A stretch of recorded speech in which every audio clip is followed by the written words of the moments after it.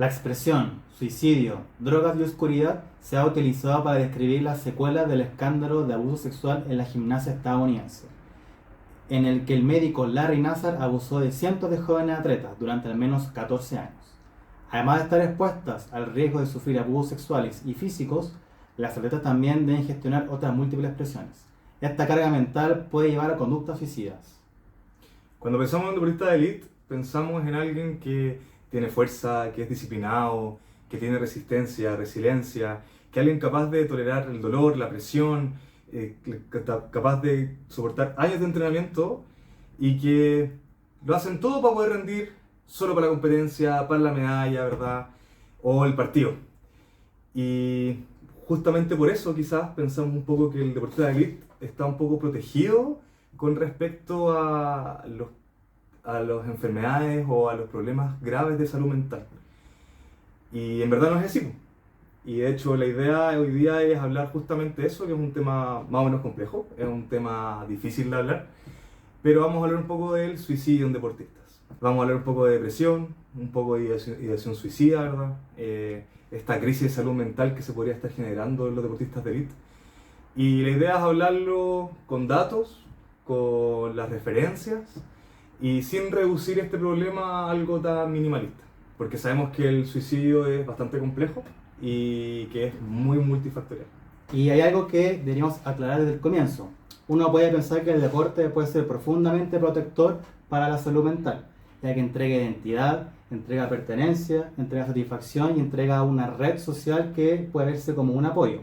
Sin embargo, una de las referentes de psiquiatría deportiva nos habla que detrás de este glamour, de esta gloria que hay en los deportistas, sí pueden haber muchas enfermedades. Puede haber trastornos de ansiedad, episodios depresivos, consumo problemático de alcohol y drogas, trastornos de estrés postraumático por el abuso físico y sexual. Por lo tanto, el deporte no inmuniza a los deportistas a tener problemas de salud mental.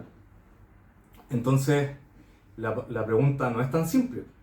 Esa pregunta de hablar de que si el deporte protege o es un factor de riesgo para tener ideas o un riesgo de conducta suicida, la pregunta más bien es qué pasa cuando una persona que es vulnerable está en un entorno de alto rendimiento y que ese rendimiento condiciona si es que es capaz de seguir su futuro profesional, si es que sigue siendo reconocido, si es que sigue siendo considerado para una selección.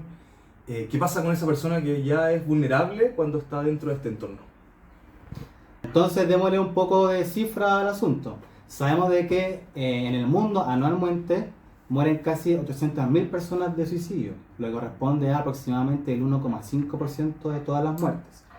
El riesgo es mayor en los adultos mayores y es mayor el riesgo incluso en hombres que en mujeres. Por cada un intento de suicidio hay aproximadamente 20 intentos. Wow. Y a diferencia del suicidio, las autolesiones, que también son frecuentes, son más frecuentes en la población joven y en las mujeres.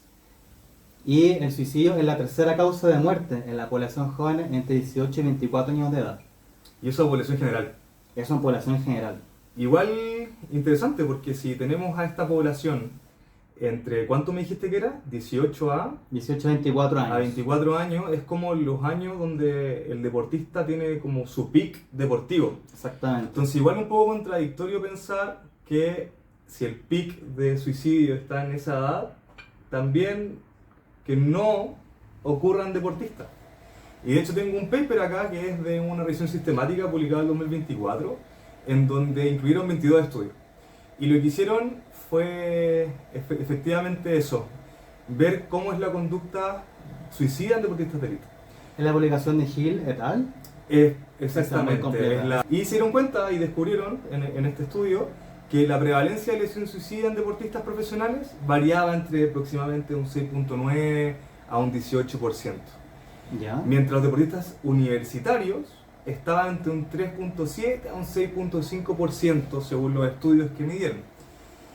Y entre los 10 estudios que comparaban las personas deportistas con los no deportistas, 6 encontraron que había una conducta menos, o sea, una significativa menos conducta suicida en deportistas con respecto a los que eran no deportistas. Perfecto. 3 no encontraron diferencias y solamente 1 encontró un mayor riesgo en deportistas. Entonces, en promedio, podríamos decir que hacer deporte o ser competitivo pareciera ser protector. Pero cuidado con la palabra protector, porque esta evidencia viene solamente de estudios que son observacionales. Ahora, siguiendo esa línea, igual traje un estudio muy bueno que es de Whelan et al., que es un estudio que revisó 20 años de los datos de la Asociación Americana de Estudiantes Universitarios, y lo que demostró fue que si uno compara la primera década con la segunda década, hubo una duplicación de la incidencia de suicidio. Pasaron casi de un 7,6% a un 15,3%, siendo la causa más frecuente de muerte solo superada por los accidentes. Wow, entonces igual existe como una paradoja en esta población. Porque si bien el riesgo sigue siendo menor, observacionalmente, que en la población general, se está viendo que el problema como que ha sido cada vez más grave dentro de los años. O sea, se aumentó el doble en 2 décadas, podríamos decir que algo está pasando. Algo está pasando. Por lo tanto, pensar que el deportista tiene menor riesgo, quizá no es tan así, y por lo mismo no deberíamos dejarlo afuera de todos los programas de prevención de conducta suicida. No, no deberíamos hacer eso. Y hablando de riesgo, bueno, un tema interesante es hablar justamente de los factores de riesgo. Que hay factores de riesgo que están en la población general y otros que afectan específicamente a los atletas. ¿Ya?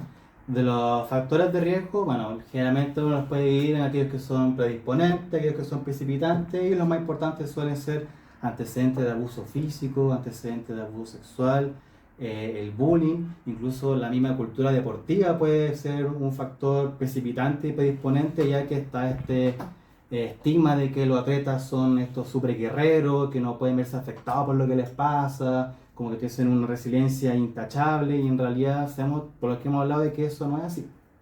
Bueno, y aparte los deportistas igual se van sumando algunos estresores bien particulares. Tener una lesión grave, que puede ser generar mucho dolor, tener que operarte, perder entrenamientos, perderte la titularidad, ¿verdad? Podría perderte una beca, un contrato con alguna marca.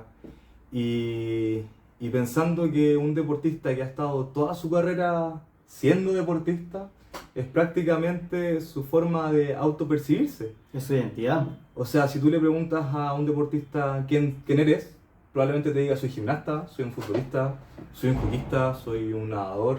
Es su primera respuesta.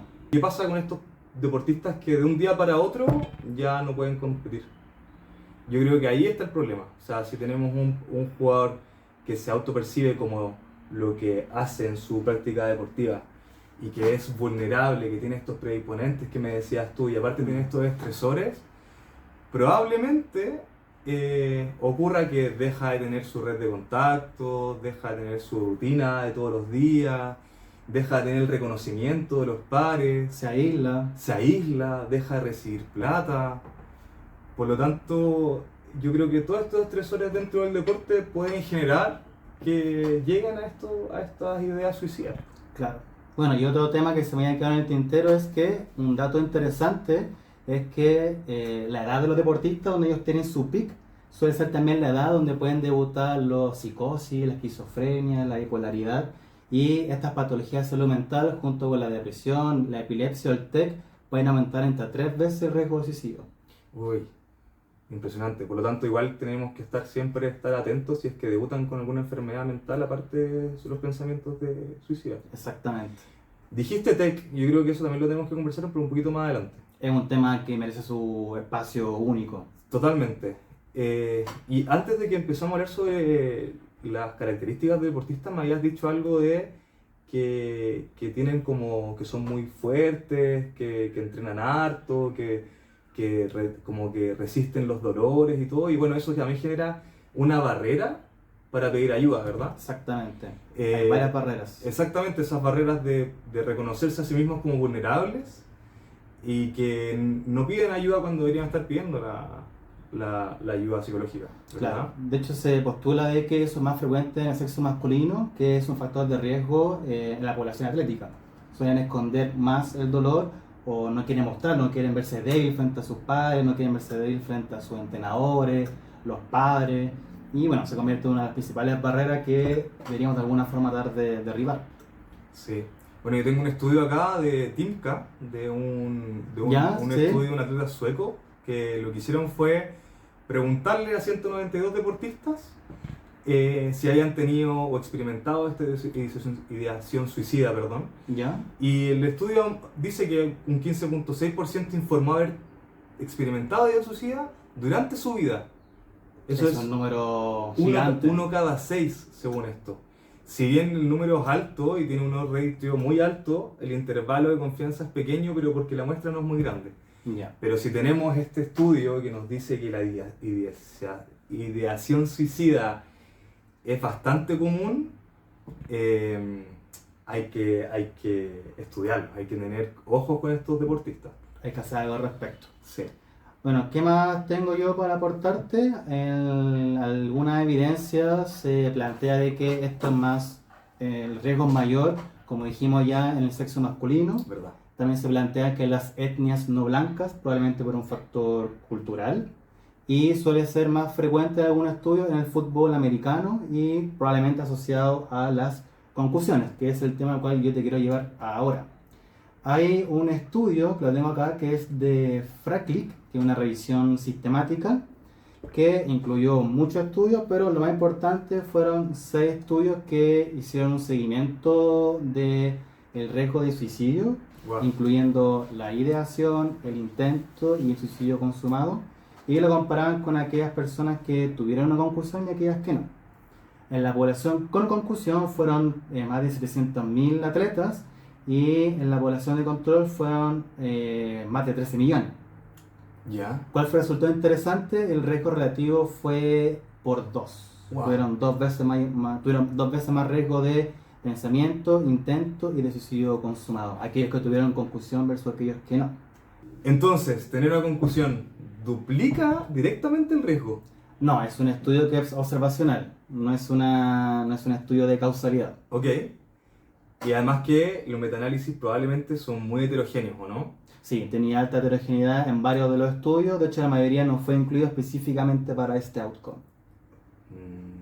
Yo también vi una revisión que fue publicada hace poco, el 2025 si no me equivoco, ¿Ya cerquita? y que encontró que había asociaciones nuevamente entre el antecedente de concusión e ideación e intento y muerte por suicidio. ¿Ya? De modo que la señal en verdad epidemiológica parece que es así. O sea, lo que tú me dices que fue un poquito antes, ahora el año pasado también encontraron lo mismo. Por lo tanto hay diferentes vías posibles, ¿o no? Como de por qué ocurre esto. Claro, si nos queremos meter un poco a lo que sería la fisiopatología del suicidio, tenemos diferentes modelos psicológicos. Los más habituales, los más fáciles, el modelo psicológico de estrés-diátesis, que básicamente te habla de que hay factores de predisposición que se van a conjugar con factores que son precipitantes y van a producir una conducta suicida. ¿Ya? Es un modelo que se ha investigado harto, pero se cree que incompleto. En realidad no explicaría todo el paso a paso. Está el modelo que es psicológico interpersonal. También hay hartos rasgos de la personalidad que están fuertemente asociados al suicidio, como puede ser el perfeccionismo, la impulsividad, la poca flexibilidad cognitiva o harta rigidez mental. Pero el que está más en boga, que yo lo encuentro que es el más completo, es el modelo integrado motivacional volitivo, que ya tiene un nombre bien bonito, ¿verdad? Sí. Ahora, este modelo, ¿en qué se basa? A grandes rasgos son 3 fases. Que hay una fase que es premotivacional, una motivacional y una que es volitiva. La premotivacional es como la diátesis de estrés. Hay factores predisponentes, como antecedentes de un abuso, y factores que son precipitantes. Eso te puede llevar a una fase que es motivacional, cuando el sujeto se siente que ha sido humillado o derrotado. Y cuando se siente humillado o derrotado, puede sentirse atrapado, como que no tiene salida. Y en ese contexto de que no tiene salida y está frente a un dolor emocional, pareciera ser que una respuesta casi lógica fuese tener un pensamiento suicida. Y de ellos pueden pasar justamente a la ideación suicida. Y después, que la parte motivacional, ellos pueden pasar a la parte volitiva, que es básicamente cuando se rodean de poder obtener la capacidad de hacerlo. Por ejemplo, acceso a método letal. que eso puede ocurrir con la gente quizás que es médico, enfermero, la gente que trabaja en Fuerzas Armadas, o también el hombre quizás tiene un poco mayor de tolerancia al dolor y también les permitiría tener menos miedo a la muerte. Bueno, igual este último modelo que está diciendo, como que se aplica muy bien al deporte, ¿no? Se aplica muy bien al deporte. Como que un deportista que pierde probablemente piensa al tiro, fracasé, voy a perderlo todo, si no voy a la competencia no soy yo, no soy un deportista. Su identidad la pierde. Pierde su identidad, pero no por pensarlo llega a la ideación. No necesariamente, justamente O sea, factores... no por pensarlo llega a actuar, ¿o no? Claro, justamente. Hay factores moderadores que pueden aumentar o disminuir el riesgo de pasar a cada una de las fases. Y ahí volvemos a hablar de las vulnerabilidades de que estábamos hablando al principio de la conversación. Bueno, entonces igual llegamos como a lo más importante. Si tenemos los deportistas que a población general podrían tener menos riesgos, pero está aumentando como la incidencia, por decirlo así, durante los últimos años, ¿cómo lo detectamos? Claro. ¿Qué hacemos con estos deportistas, estas personas que probablemente no busquen ayuda, que probablemente les cueste sentirse vulnerables? Por lo tanto, nosotros, o el primer como acercamiento a alguien del área de salud, o entrenadores, o familia, estar atentos a estas cosas. Y por lo mismo, existen muchos cuestionarios o formas que se han escrito durante los años de poder prevenir o poder detectar estos pensamientos de ideaciones suicidas. Si bien existen muchos, los tengo acá escritos, los vamos a poner aquí, ninguno es extremadamente bueno. Claro. Ninguno tiene una especificidad muy alta y nunca el juicio clínico va a reemplazar alguno de estos test o alguno de estos cuestionarios. Nunca va a ser reemplazado por alguno de estos. Exactamente. Y bueno, estos cuestionarios que los tenemos acá escritos, hay cuestionarios para distintos tipos de población, por lo tanto tenemos cuestionarios para personas que ya se han hecho autolesiones, claro, cuestionarios que se pueden aplicar en APS, en atención primaria, cuestionarios para población general, según la edad, si es que hay algún grupo de riesgo también, y hay algunos que también son para algunas fuerzas como paramilitares, para después de una hospitalización psiquiátrica, para pacientes que ya tienen alguna enfermedad mental más severa, ¿verdad? O sea, me dices que aparte que hay muchas escalas, hay que saberse la escala específica para la población específica. Exactamente. Lo cual suena engorroso. Por lo mismo, es difícil utilizar una sola encuesta para todo. Claro, muy complejo. Además que pensamos que habían factores de vulnerabilidad como abuso de algunas sustancias, alcoholismo, ¿verdad? Etcétera. Yo sé que hace poco el Comité Olímpico intentó hacerse cargo de esto. Justamente, bueno, de todas formas hay que al tiro poner parche entre la herida. Sabemos de que lo que ha hecho el COI es bueno, se ha hecho cargo, pero no reemplaza el juicio clínico, ¿verdad? Ahora, ¿qué es lo que ellos hicieron? Que también vamos a ver acá una pequeña fotito. Ellos crearon una herramienta que es el Sports Mental Health Assessment Tool, versión 2, que es la más actualizada, y que básicamente se divide en 3 grandes pasos.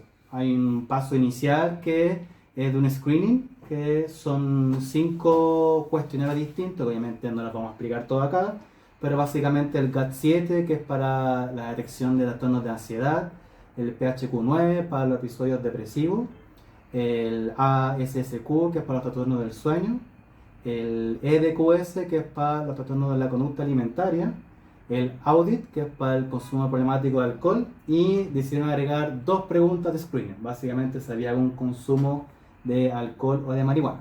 O sea, aparte de que hicieron una herramienta, seguimos teniendo, ¿cuántos test eran? ¿Cuántos cuestionarios? Son 5 cuestionarios, o sea, más 2 preguntas. 5 cuestionarios para lo mismo. Es para lo mismo, sí. Pero también, si lo pensamos, son 5 cuestionarios que empiezan a haber factores de riesgo. Sí, la gran utilidad sería de que permite a uno, quizás que no está tan inmerso en la parte de la salud mental como un psiquiatra deportivo, no se les vayan a ir entre comillas los factores de riesgo más evidentes, más clásicos, los principales síntomas. Claro, porque- Eso diría que es la principal herramienta que tiene. Y si uno se fija en la imagen, bueno, la fase 2 son screening para como población específica, la antidoulera universal, pero los caminos llevan eventualmente al juicio clínico. Tiene O sea, que haber una evaluación médica por lo formal. tanto, estos screenings serían netamente para ver la evolución quizá, También para, serviría para eso. por lo tanto, o para poder detectar cosas que podrían levantar la alarma y saber cuándo derivarlo. Claro, es una ayuda, pero como ya hemos dicho varias veces, no reemplaza la función del médico del deporte ni tampoco del psiquiatra deportivo. Bien. Entonces tenemos todos estos tests para poder como hacer un screening o un tamizaje de nuestra población objetivo para poder hacer cosas, ¿verdad? Claro, hemos hablado de los datos, hemos hablado de la fisiopatología, hemos hablado de la detección precoz y lo que nos falta sería Hablar un poquito de prevención. justamente. ¿Cómo prevenimos esto? ¿Cuáles son según la evidencia científica, cuáles han sido como algunas de las técnicas o cosas que se han hecho para poder prevenir un poco las conductas suicidas? Sabemos que hay prevención orientada a población general Sí, y prevención orientada como a grupos específicos, ¿no? justamente. Dentro de la población general hay varias cosas que se han hecho, tanto como estas barreras de contención, por ejemplo en el metro o en el mall, En el en el Costanera. Costanera Center, ¿verdad? Que lo que hacen es evitar que la gente tenga una conducta suicida por un salto de altura, ¿no? Justamente. Restringir quizás la cantidad de medicamentos por caja o la cantidad de medicamentos que se venden sin receta. Justamente. O por ejemplo en el paracetamol que vienen justo 10 comprimidos, por O lo mismo, 30 a o veces. 30, Y con eso superáis la dosis tóxica. exactamente. Y hay otras técnicas, otras prevenciones de población, como por ejemplo políticas más restrictivas con el consumo de alcohol, Me parece. restricción de las armas, como para no tener este acceso tan fácil a las armas más letales, ¿verdad? Como armas de fuego. Claro. Y con respecto a población más objetivo, o como por subgrupos, También hay unas cositas que se pueden hacer. Ahora es interesante que si uno se pone a pensar, todas estas medidas más poblacionales están como dirigidas a frenar la fase volitiva. Claro. Gente que tiene la ideación, tiene la motivación, pero no tiene puede la hacerlo, capacidad. claro. Así que también pensar en ese sentido. En grupo específico, bueno, no hay mucho más, pero se sabe que en niños, niñas y adolescentes la psicoterapia tendría buena evidencia para disminuir las autolesiones. Y en el adulto mayor sería fundamental hacer un screening bien activo de episodios depresivos, por ejemplo a través de la escala de 10 a Bach, y hacer harta psicoeducación. bien, bien. Igual siento que cuando hablamos de prevención, también tenemos estas prevenciones secundarias, primarias, Claro. ¿verdad? Y yo siento que cada vez que hacemos una consulta, ya tanto sea médica o cualquier persona del área de salud, siempre está preguntando por consumo de alcohol, consumo del tipo de drogas, cómo está durmiendo. Y al final lo que estamos haciendo también es como una especie de tamizaje, quizás sin encuesta, Claro. pero también una forma de prevención, ¿no? También preguntar si se siente solo o si está aislado. Claro, exactamente como estos pilares como de tener una vida un poquito más social. Claro, también. Y por lo tanto, ya si tenemos pacientes que tengan patologías mentales y están en tratamiento, ¿verdad? ¿La ideación suicida tiene alguna evidencia con tratamiento farmacológico? Sí, la verdad es que en la práctica uno siempre ve que se dejan a veces benzodiazepinas, se dejan algún antipsicótico, pero la evidencia es bien limitada, ya que principalmente se concentra en estudios que son observacionales. Y bueno, ¿qué es lo que se ha visto? Que los antipsicóticos sí pueden reducir el suicidio en los pacientes con esquizofrenia. Y el litio, que es como el único medicamento que tendría este efecto antisuicidal como tal, también lo reduce, pero en pacientes trastornos del ánimo. Exactamente. Sí. En el resto no estaría tan claro el efecto real que tendría. Por lo tanto, probablemente todos estos pacientes que tienen la ideación suicida, perdón, aparte tienen alguna otra patología, Claro. para poder tratarla con algún fármaco en general. Justamente. Como que van muy acompañados. Y bueno, acompañando los medicamentos siempre va la psicoterapia. La psicoterapia es bastante importante en estos casos porque van a ser un apoyo y una herramienta muy importante dentro del tratamiento de estos pacientes. Efectivamente. Se sabe que la terapia cognitivo-conductual reduce los pensamientos suicidas. Se ha ocupado también las técnicas de mindfulness como terapias cognitivas basadas en mindfulness para estos pacientes. Claro. Conexión mente-cuerpo. Exactamente, para estar presente en el momento. Y aparte una terapia conductual dialéctica que es una terapia que ha tenido evidencia en la reducción de autolesiones. Justamente. Por lo tanto, es bastante amplio la cantidad de profesionales, Sí, de herramientas que tenemos. ¿Verdad? Desde la prevención, desde el screening, desde cómo podemos abarcar a este paciente, o a nuestros mismos jugadores, si somos parte de un club, cómo abarcarlo, ¿verdad? Claro. Por lo tanto, si somos tantos, ¿qué hacemos con un paciente o nos encontramos con un jugador que tiene ideas suicidas, o nosotros lo vemos un poco más pajoneado? Claro, yo creo que habría que hacer una integración de todo lo que hemos hablado, obviamente. Yo creo. Y en términos sencillos, sabemos que un paciente que consideremos, o un atleta que sea de alto riesgo, por ejemplo, que tenga una idea suicida activa, que tenga planes bien estructurados, que tenga antecedentes de haberlo intentado antes, pares con suicidio consumado, un paciente de una idea de riesgo, yo diría que la conducta más apropiada sería mandarle un servicio de urgencia, idealmente de atención psiquiátrica, para que sea evaluado por los profesionales. Aquello que nosotros veamos que no esté tan de riesgo, deberíamos hacer como todo lo que es atención clínica, una buena anamnesis, un buen examen mental, detectar los principales factores de riesgo, predisponentes, precipitantes. Importante intentar, si se puede, en qué fase está el atleta. ¿Estará en la fase premotivacional? ¿Estará en la fase motivacional? ¿Estará en la fase volitiva? ¿Verdad? Y en base a eso quizás también orientar un poco la terapia y guiarlo quizás con algún medicamento o alguna psicoterapia. Sí. Si bien sabemos que es bastante integral el manejo, lo más importante es estar atento. Claro. Yo creo que eso es lo más importante para que no lleguen a consumar, ¿verdad?, estas conductas suicidas que están ya en este proceso volitivo, en esta fase volitiva. Lo más importante es estar atento si es que llega a pasar algo. Estar atento, tratar de derribar las barreras, darle la confianza a los jugadores que pueden acudir a uno a hablar de estos temas tan complejos y tan tabú que todavía son. Por lo tanto, ¿qué sabemos?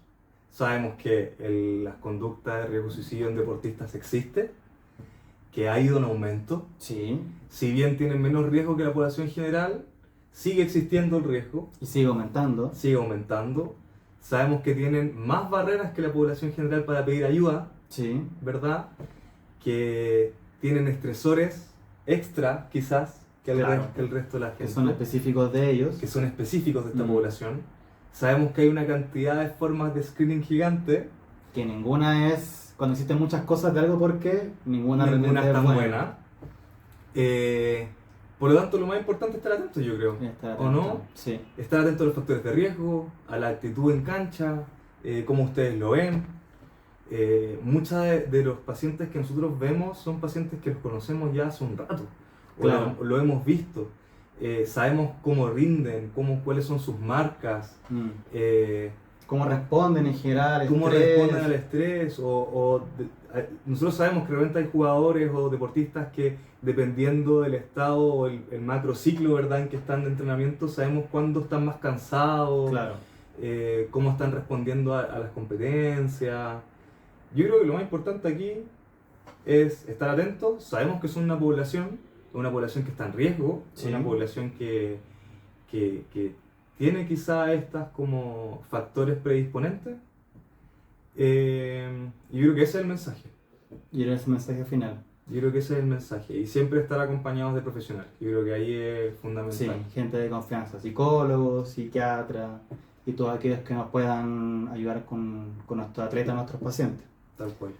Bueno, Sebastián, ha sido un gusto esta conversación a fondo. Estuvo bueno, estuvo educativo, creo que aprendí harto. Se aprendió harto. Y ojalá que la gente que nos vea también haya aprendido alguna cosita de esto. Primer capítulo.